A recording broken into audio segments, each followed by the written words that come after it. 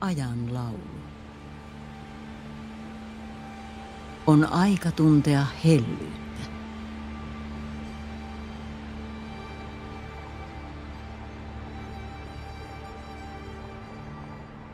Sydän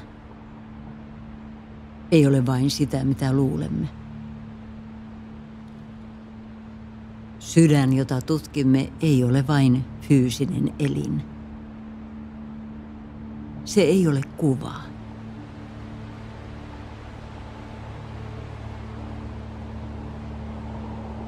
Se on läsnäolon laatu, joka voi olla sekä hyvin hellä että valtava.